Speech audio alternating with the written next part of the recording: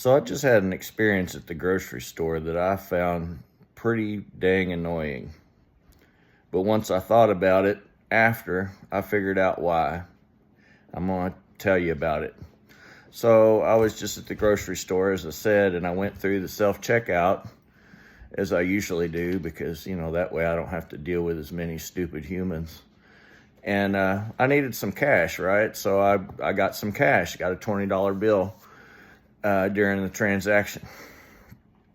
So, as you know, there's usually over in the front of wherever the self-checkout area is, there's usually at least one manned register over there, for people that are too inept to do it themselves or whatever. So I walk over there and I ask this lady standing there if she could break this $20 bill into two $10 bills for me. She absolutely refused. She said, I can't open my drawer to do that. You need to go to customer service. So I walked over to customer service and I asked them the same thing. Hey, I just got this $20 bill out of your self-checkout machine over here. And I just need two $10 bills. They couldn't do it. They couldn't break a damn $20 bill into two $10 bills for me. Annoying as hell. So I had to grab a small item and go back through a manned checkout just to break up this dang $20 bill. Well, I got to thinking about it on the way home, and there's, I think, one word that really accounts for why this was such a big deal. That word is shrinkage. Do any of you folks know what shrinkage is? Shrinkage is a term used to describe the difference between the financial value of a store's inventory and the actual amount of sales opposed to that inventory. So I've read recently that in 2023, retailers reported the largest losses due to shrinkage and employee theft ever in our country's history. And you can look this up yourself.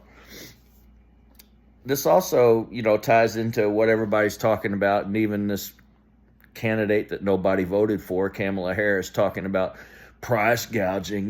We got to regulate, retail and all these sellers and corporations and things because they're price gouging. Well, no, they're not price gouging. There's two things to consider here.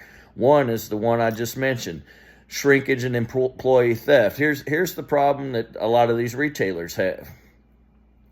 So a lot of them want to go to the self-checkout idea because then that way they can decrease their numbers of employees that they have to have, because all of these different initiatives nationwide trying to get minimum wage up to an unsustainable level like $15, $20, even more in some areas.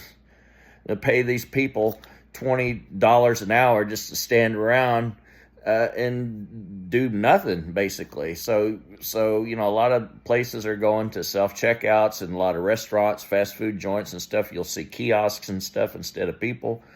That's the reason. Well, the downside of that is you have a lot of people going through self-checkouts who do it specifically to get away with stealing a portion of what's in their basket, period. Hands down, that's what they're there for.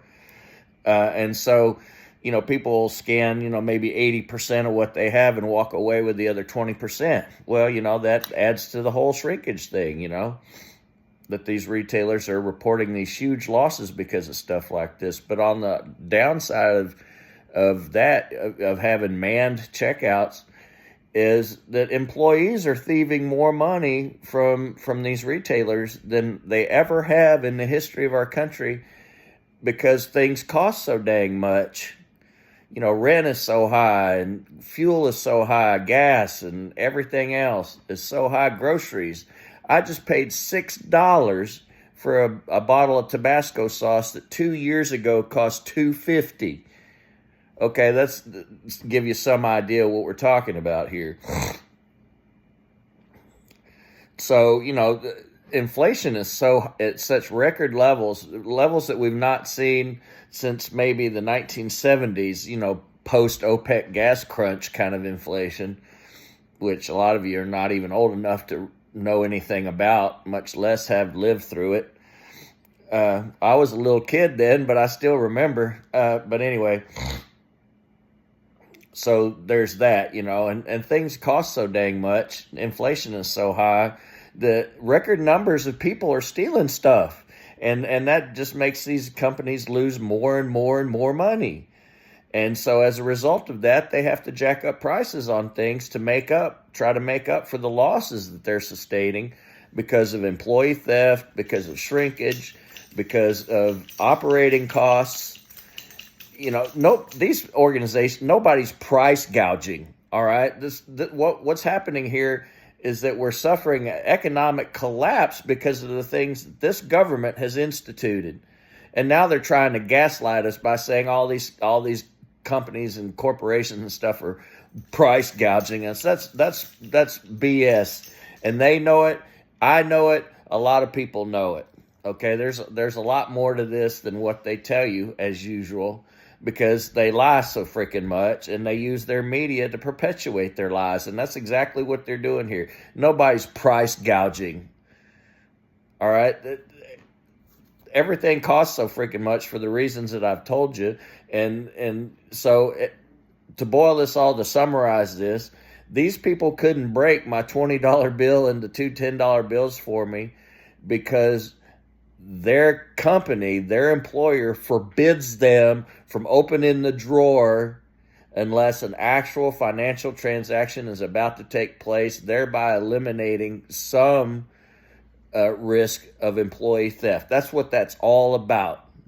Bottom line, employees are stealing so much that these companies are suffering. And if you pay attention to what's going on in the world around you, you see companies going bankrupt all the time. I see in my feeds and news and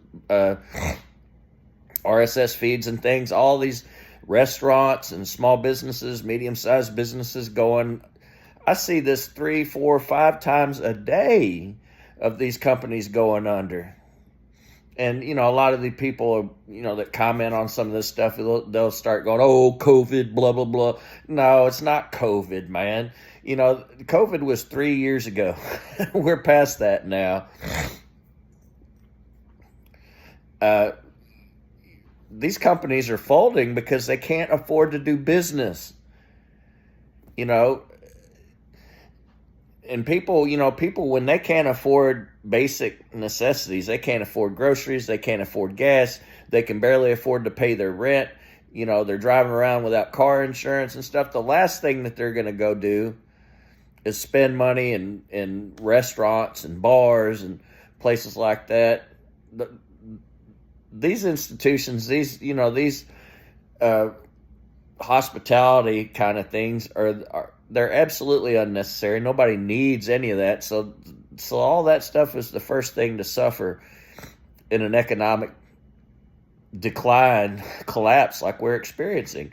Anyone that tells you that this economy is robust and is doing well and doing better than we were doing under Donald Trump, number one, is either lying, they're being deliberately obtuse, willfully ignorant, or don't have to pay for a damn thing, or any combination of all of those. Anyone that has to pay for anything knows better.